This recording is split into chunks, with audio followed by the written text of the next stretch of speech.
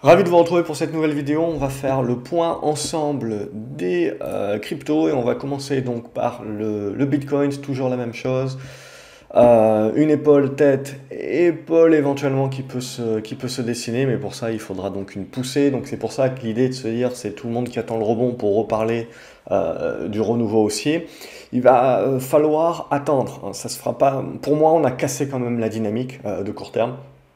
Donc même si on reste dans une tendance haussière de fond de très long terme, il va falloir du boulot. Et c'est pas parce que éventuellement on repassera au-dessus des 48 000 et qu'on reviendra chercher cette zone même jusqu'aux 52 000 dollars, donc ça fait quand même 10 000 dollars, ça fait pas rien, ça fait 20-25%, que pour autant il faudra crier victoire et parler à nouveau d'une relance haussière. Parce qu'il y a plusieurs façons de le voir à ce stade-là. Mais pour moi, c'est toujours en attente. Donc on a besoin de beaucoup de chandeliers supplémentaires pour pouvoir vraiment se faire une idée. Donc là, l'idée, comme on s'en était parlé la semaine dernière, c'est de se dire qu'on est en train sur la plupart des cryptos d'arriver, ou on est arrivé sur des zones de support qui peuvent permettre d'être réactifs et de jouer des rebonds, essentiellement des rebonds techniques, en mode vraiment prendre ce qu'il y a à prendre, c'est-à-dire je prends mes profits au fur et à mesure. Avant de passer à quelque chose qui sera plus un retournement de moyen terme, et ben vous le voyez, sur le Bitcoin par exemple, c'est au minimum revenir au-dessus des 50 000 à 52 53 000 dollars. Tant qu'on ne revient pas au-dessus de cette zone-là, on est dans des mouvements qui peuvent continuer de rester erratiques. Juteux potentiellement pour le trader de court terme, mais erratiques pour le moyen termiste, le long termiste. Ce qu'on observera donc évidemment, c'est cette zone des 40 000 dollars. Si elle vient à lâcher, j'en ai une dernière ici sur cette zone des 36 000 dollars pour arrondir. Sinon, on va commencer à reparler de ce retour sur cette zone des 30 000 dollars. Évidemment, ça sera d'autant plus mauvais à ce stade. Donc pour moi, tant qu'on ne revient pas au-dessus des 50 000 dollars, d'un point de vue moyen long terme, il n'y a pas de prise de position, il n'y a pas de signal pour prendre des positions, il n'y a que du court-termisme pour le moment en termes niveau investisseur. Donc voilà, je vous ai dit la zone des 37 000 dollars, je peux pousser jusqu'à la zone des 34 000. 34 000, 35 000 dollars, ça sera pour moi vraiment le pivot. Si on commence à taper en dessous, ça va commencer à revouloir aller chercher la zone des 30 000 dollars. Voilà, donc ça s'observe. Pour l'instant, pour moi, on est en train de continuer de construire. On a nos zones de résistance, nos zones de support, et on est en train de construire la congestion et on attend de savoir la capacité d'en sortir par l'eau et donc d'aller chercher un rebond intéressant de 10-15%. Et là, derrière, il y aura un premier point de blocage sur cette zone des 48 000 dollars qu'il faudra dépasser pour pouvoir engager le rebond jusqu'aux 50 000, 51 000 dollars. Et là, ça se jouera là. Globalement, ensuite, si tel est le scénario, ça se jouera ici, dans la capacité de tenir ici, et puis de breaker par le haut assez rapidement par la suite, pour casser les pattes à cette épaule tête-épaule ici. Et globalement, voilà, faire très attention, parce que même si on vient à revenir sur la zone des 50 000 à 52 000 dollars, il ne faut pas sous-estimer que on aura fait un très beau rebond, mais pour autant, on n'aura pas encore acté un retournement durable. Donc voilà un petit peu l'idée ou la façon dont j'apprécie et je vois notamment le Bitcoin à ce stade-là. Je vois aussi énormément le lien avec les valeurs de croissance. Donc pour moi, quand je regarde les valeurs de croissance aux US par exemple, on voit que la plupart sont en train d'arriver dans des zones de support qui peuvent permettre d'avoir des rebonds, qui peuvent être des rebonds volatiles, juteux, etc. Mais pour autant, avant de pouvoir là aussi reparler de retournement haussier des tendances, des choses moindre risque, plus durables, il va y avoir sacrément du boulot. Donc ça ne sera pas certainement du jour au lendemain. Donc on aura l'occasion, si tel est le scénario à privilégier plus tard, de le recommenter ensemble. Donc ensuite, on va faire les autres cryptos. On a Eve qui commence à revenir plutôt de manière intéressante. Donc on voit là aussi, on a validé le rebond dont on avait parlé la semaine dernière. Et là, c'est là où, pour moi, c'est là où ça devient le plus intéressant. Vous avez le rebond technique qui se met en place, la congestion ici qui se met en place. Et donc du coup, il faudra en sortir par le haut, c'est-à-dire casser cette zone des 280 dollars. Et là, on commence à pouvoir parler de retournement. Mais ce retournement, il aura également une deuxième mission, c'est au-delà de casser ces 280 $, ça sera de renforcer cette conviction-là en cassant les 340. Et là, véritablement, on pourra commencer à parler de retournement haussier, d'open bar, tout ce que vous voulez. Si la plupart des cryptos commencent à faire la même chose, on est reparti pour un tour globalement parlant. Mais évidemment, je ne vous fais pas un dessin, si on repasse en dessous des 190 $, c'est partie remise et en gros, petit à petit, on est en train de construire les figures de congestion. Et si elles cassent par le bas, ben évidemment, ça sera partie remise.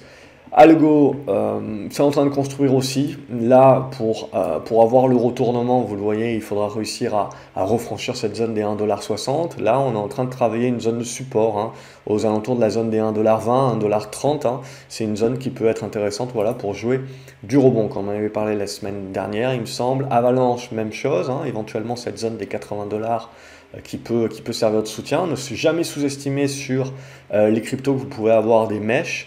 Et ces mèches-là peuvent aller chercher les 70 $ à 65 $ qui sont pour moi également des zones d'accumulation éventuellement pour ensuite tenter au minimum le rebond. Mais ce rebond-là, et on ne parlera pas de retournement tant que vous voyez, on a ici un premier niveau qui a servi de résistance, vous voyez, le dip, le rebond qui valide l'ancien support ici qui devient résistance aux alentours des 100 $ pour arrondir. Donc, tant que vous ne redépassez pas ça, vous n'avez pas l'inversion de ce qui se fait. Le BAT également, c'est en train de dégrader à ce stade-là, donc on ne sous-estime pas qu'on peut faire de la mèche basse vers la zone des 90 centimes de dollars. Éventuellement, en anticipation, ça peut être une bonne zone pour acheter, pour jouer du rebond. Mais ce rebond ne se transformera pas en retournement tant qu'on ne repassera pas au-dessus des 1,20 $. Ici, au niveau du Binance Coin, c'est pas tip top non plus, on est venu chercher un support ici sur la zone des 400 $, et un petit peu comme tout le monde, vous le voyez, c'est en train de zigzaguer dans cette zone-là et de créer la congestion. Donc c'est ce qu'on attend. Soit on arrive à en sortir par le haut et là on commence à pouvoir parler de tentatives de retournement et de relance des tendances, soit vous cassez par le bas, et évidemment je ne vous fais pas un dessin. Au niveau du Bitcoin Cash, bon, l'oblique était assez obtus, donc en règle générale, voilà, c'est juste pour du très court terme. Mais on est à peu près dans la même idée, c'est-à-dire qu'on est en train de travailler une zone de soutien, cette zone des 340-350 $.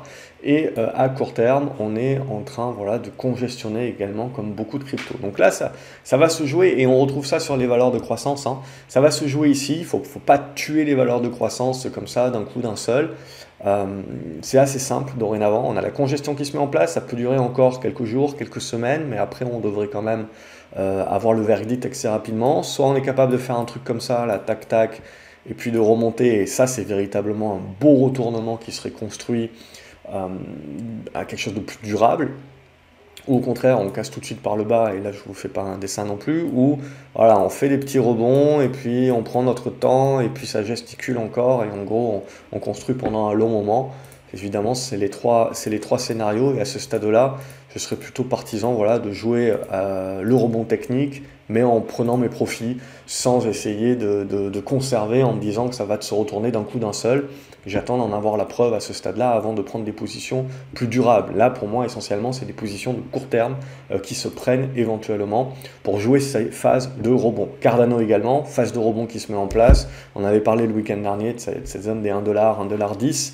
Donc le rebond se met en place. Là aussi, ce qui va nous intéresser, c'est où est-ce qu'on s'arrête. Éventuellement, on peut se servir de précédents supports qui deviennent résistance, et donc notamment aux alentours de cette zone des 1,60 $, 1,70 $, ça peut déjà être un niveau de résistance. Et ensuite, il faudra voir, même chose, comment on construit dans cette zone-là. Est-ce qu'on en sort par le haut, et donc là, on valide le retournement de manière plus durable, ou au contraire, on en sort par le bas, et donc on validera le fait que c'était juste un rebond dans une tendance qui continue sa dégradation. Au niveau de Chainlink, ça construit plutôt pas mal, on avait parlé la semaine dernière qu'on avait eu un bon rebond, etc. Donc maintenant, c'est place à la construction. Et donc, hop, c'est ce qu'on est en train d'attendre. On peut avoir pas mal de volatilité, vous pouvez vous servir de cette zone des 23 $, là, comme d'une zone de soutien éventuel. En tout cas, ce qui est sûr, c'est que là, c'était la phase de rebond. Donc en gros, c'est ce qu'on aimerait voir sur la majorité des cryptos. Et Chainlink, en fait, vous montre un exemple du scénario que ça peut donner. Mais pour autant, vous le voyez, ce n'est pas un retournement immédiat. On a une phase derrière de conso. Et ce qui va nous intéresser maintenant, c'est comment on en sort de ça. on en sort par le haut, on valide le retournement, mais derrière vous aurez besoin de l'affirmer en cassant cette zone des 35 $, par exemple, ou à contrario, on recasse le tout par le bas et tout est à refaire.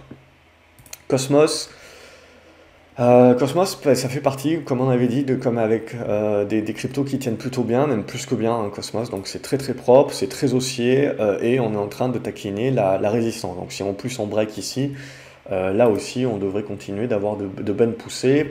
Donc on voit, il y a ce que je trouve très intéressant et ce qui prouve quand même une certaine maturité dans le marché des cryptos, c'est qu'on a dorénavant plus de sélectivité. Donc on voit certaines cryptos qui ne font rien, d'autres cryptos qui sont en train de construire. Et à contrario, d'autres cryptos qui continuent de battre le feu. Donc ça, c'est assez intéressant également pour démontrer un certain niveau de maturité et de sélectivité du marché. Ça, je trouve que c'est intéressant pour les plus long-termistes. Le Dash, pas grand-chose, hein, on s'en était parlé, il faudra dépasser les 155 $. Le Dogecoin, ça bouge un petit peu, mais pas plus en fonction de ce que raconte Musk. Mais globalement, là aussi, pour moi, c'est de la construction. Vous voyez, un rebond technique qui se met en place, on corrige ce rebond technique, et donc du coup, c'est la congestion qui se met en place maintenant.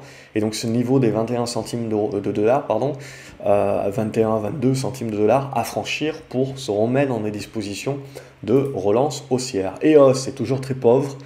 Pas grand chose à se dire là-dessus non plus. À la limite du rebond technique, vous voyez qu'il peut se mettre en place sur des percements des 3 $ à nouveau. Et vous pouvez jouer un rebond technique vers la zone des 3,90 $ éventuellement. Et là aussi, après, ça demandera un petit peu de construction. Elrond, ça dégrade aussi plutôt pas mal, mais j'aurais tendance à dire que là, on est en train de travailler une bonne zone de support pour celles et ceux qui veulent tenter éventuellement du rebond technique. Alors, rebond technique qui peut aller chercher la zone de 230 à 250 $. Donc cette zone des 180 $, je dirais, jusqu'à la zone des 160 $, il faut se garder quelques cartouches, qui peut être une zone assez intéressante pour jouer ce rebond technique. Au niveau d'Ethereum, également, on est venu chercher donc, le support oblique, on met en place le rebond, qui reste un rebond technique, vous voyez, et puis c'est pas des rebonds techniques vraiment francs du collier, hein. On aurait pu, un truc franc du collier, c'est un truc qui part berserk, c'est-à-dire, et vous faites pas un retracement un petit peu de pouillem. Et vous voyez, vous faites un retracement de minimum 50%. Et donc ça vous montre une certaine force du marché, surtout sur une crypto qui est une grosse capitalisation des cryptos et qui est censée avoir énormément de flux et qui, à terme, on le dit, prendra certainement le relais de Bitcoin en termes de capitalisation, en termes de projet, etc. Mais globalement, là, c'est un petit peu léger. Je trouve ça assez léger. Vous voyez le rebond qui s'arrête directement au premier retracement, au premier ancien support qui devient résistance. Voilà, donc on a quand même la congestion qui va se mettre en place. Évidemment, si ça casse par le bas, c'est pas super. Ça prouvera la faiblesse. Sinon, si on est capable de casser par le haut maintenant, après cette petite consolidation, voilà, là aussi, on pourra certainement renvoyer vers la zone des 3700 $. Mais là où également, il faudra continuer de parler de rebond et pas encore de relance haussière, vous l'avez compris. Vous avez compris le dessin et là où je veux en venir. Globalement, c'est de la phase de rebond, de volatilité. Mais avant de pouvoir rejouer de manière long terme le retournement, vous voyez, il faudra réussir à casser notamment cette zone des 3900 $, je vais arrondir, qui sera le gros morceau. Ethereum classique, on n'a pas grand chose, ça fait partie des cryptos qui sont délaissés. Et donc globalement, éventuellement, là aussi, vous pouvez avoir du rebond technique qui va aller chercher les 40 $ sur dépassement, vous voyez, de cette zone des 33 $ par exemple. Au niveau de Horizon, c'est assez faible également, je trouve que c'est assez faible, il y a mieux à faire globalement, même s'il y a du rebond technique qui peut se jouer. Tant que vous ne dépassez pas les 75-80 $, vous voyez, ce sera que du rebond technique.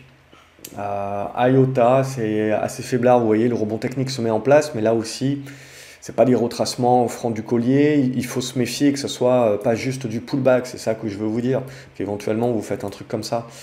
Donc c'est ça qu'il faut observer, et pour l'instant, pour moi, c'est plutôt de dire, on observe, mis à part si on est trader, on observe un petit peu de loin, et si et seulement si on revient au-dessus de cette zone des 1,25 $, 1,30 $, et qu'on les tient et qu'on commence à congestionner plutôt sur le haut de la figure, là on peut commencer à anticiper la cassure par le haut à plus moyen terme, et ça peut à nouveau nous intéresser. Mais là, c'est encore un biais rebond technique, et donc assez prudent. Litecoin, vous voyez, il a fait ce rebond technique, il bute également sur, en gros, la première résistance, et maintenant la congestion se met en place. Donc il faudra casser cette résistance-là pour aller chercher l'autre résistance qui est plus horizontale, et ensuite il faudra casser ces résistances horizontales pour valider réellement le mouvement moyen terme. Donc vous voyez les différentes étapes par lesquelles il va falloir passer avant de pouvoir véritablement commencer à se dire oui, les cryptos sont en train de se retourner à nouveau dans des tendances haussières. Donc nous n'y sommes pas encore. Monero, même chose, vous avez eu un bon rebond technique, congestion qui se met en place, une belle oblique descendante qu'il faut donc casser par le haut pour valider la volonté de retournement. Mais pour autant, malgré tout ça, vous voyez, il ne faut pas non plus tuer les cryptos trop vite.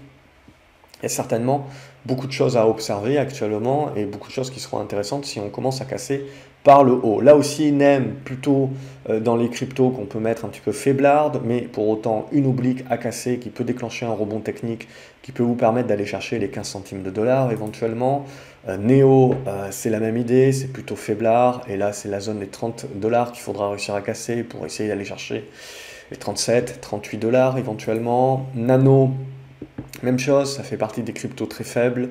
Cette zone des 4 dollars à dépasser, et puis derrière cette zone des 5 dollars qui validera un retournement. OmiseGo, même idée, c'est un petit peu faiblard, mais on a ce rebond technique qui vient de se mettre en place ici. Vous voyez, c'est des rebonds techniques quand même qui font de 5 dollars jusqu'à 7 dollars. Pour un trader, je veux dire, c'est pas inintéressant, mais pour un suiveur de tendance, pour quelqu'un qui est plus moyen terme, pour l'instant, ça ne veut absolument rien dire, ces rebonds qui ne restent que techniques, et donc on reste un petit peu en mode observation encore à ce stade-là. Quelque chose qui sera mieux pour un rebond un petit peu plus durable, on va dire vers la zone, le prochain TP qui serait vers la zone des 8 dollars, etc.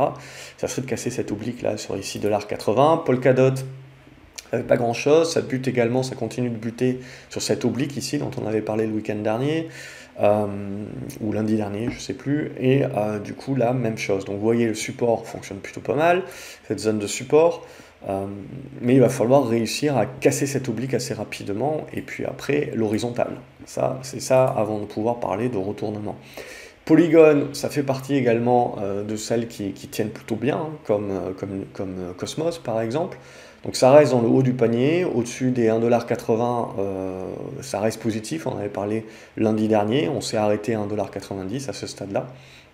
Ça se regarde, pour l'instant on bute sur cet ancien support ici, qui fait un rôle de sommet dorénavant aux alentours des 2,50 $.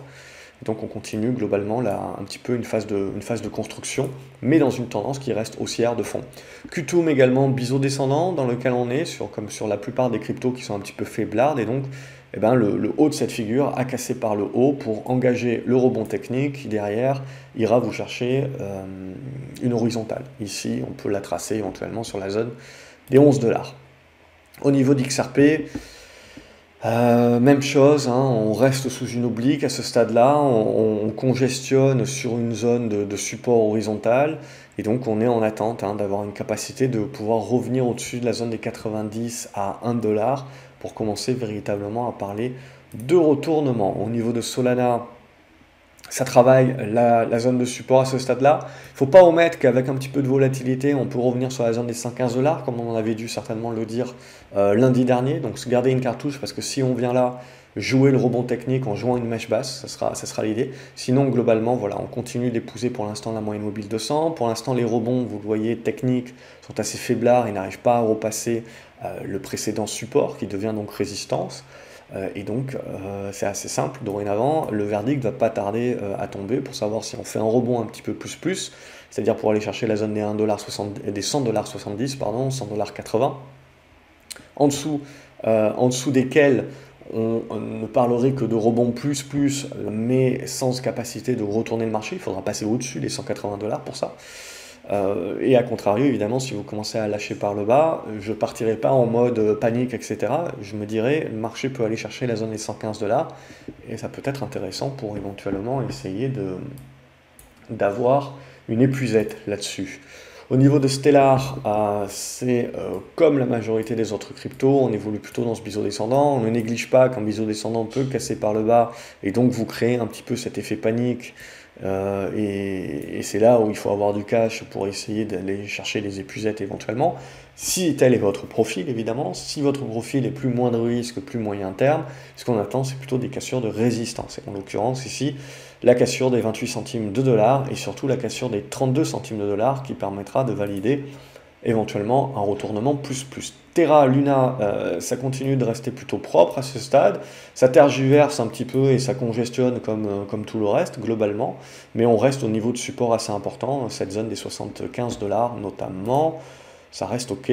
Au niveau de Tezos, il faut là aussi un petit peu plus patienter, hein, vous voyez, on est en train de congestionner dans une figure assez large et donc toujours cette zone des 5,50$ à franchir pour retourner l'affaire. Au niveau de Sandbox, c'est la même idée, on est en train de construire des figures plus ou moins larges un petit peu sur toutes ces cryptos-là. On peut nettoyer le graphique des précédentes choses, hop, ça, on n'en a plus besoin. Donc voilà, c'est un petit peu l'idée, globalement, que je regarderai. Ce qui m'intéresse ici, c'est de tracer un petit peu cette zone ici en tant que médiane, c'est-à-dire que tant qu'on évolue un petit peu sur le bas de la fourchette, c'est en mode trading, éventuellement. Si on arrive à redépasser cette zone des 5,20$ et à évoluer dans le haut de la fourchette ici, là, on peut commencer à essayer d'anticiper la cassure de l'oblique et donc la relance haussière de la tendance. Évidemment, si on évolue un petit peu sur le bas, on se méfie, hein, on peut venir chercher un petit peu plus bas avec de la volatilité globalement. Donc c'est à chacun de voir en fonction de son horizon de placement, c'est ça qui est le plus important. Tronix, c'est pas très beau. Globalement, là aussi, ça fait partie des cryptos faibles, et donc globalement, tant que vous n'allez pas réussir à redépasser cette zone des 8 centimes de dollars, il n'y a pas grand-chose, il y a mieux à faire. VeChain, on retrouve un petit peu le biseau descendant qu'on retrouve un petit peu sur tout le monde, même chose, hein, casser l'oblique ici sur les 8 centimes 50 pour commencer un petit peu à nourrir un rebond qui aura derrière la tâche de dépasser les 10 centimes de dollars en résistance horizontale pour commencer à acter un retournement plus durable. Waves, c'est la même idée, ça continue un petit peu de se faire défoncer. Voilà, on est en train de travailler une zone comme sur beaucoup de cryptos, une zone ici de soutien. On ne néglige pas qu'il peut y avoir pas mal de volatilité et globalement c'est toujours la même chose, dépasser les 15$ à 16$ ici sur Waves pour commencer à acter du rebond. Mais ce rebond là pour moi il aura besoin de casser les 20$ à 22$ pour se retourner. Vous voyez, c'est pas rien quand même, hein, parce que on voit que les niveaux de retournement où ça va intéresser à nouveau de manière plus moyen terme pour jouer des retournements un peu plus moindre risque, ben, il vous faut 50% de hausse. Donc c'est là où on comprend bien que, en gros, le marché peut rester très volatile et très juteux, très intéressant pour du trader. Et pour le moyen termiste, il est potentiellement voilà, en mode attente et à accepter qu'éventuellement il y ait des mouvements de 50% sans pour autant qu'il y ait vraiment un signal de nouveau bull run, de relance du bull run, etc. C'est là que c'est très important de comprendre un petit peu ces différents cycles et ces différentes phases. Et Zcash, c'est la même chose, hein, c'est assez fébrile et il faudrait, je dirais, passer la zone des 160$ pour commencer à acter le retournement, sinon on évolue dans une espèce de triangle symétrique. Voilà ce que je pouvais dire cette semaine. Les US ne sont pas ouverts aujourd'hui, donc on ne va pas passer sur les actions.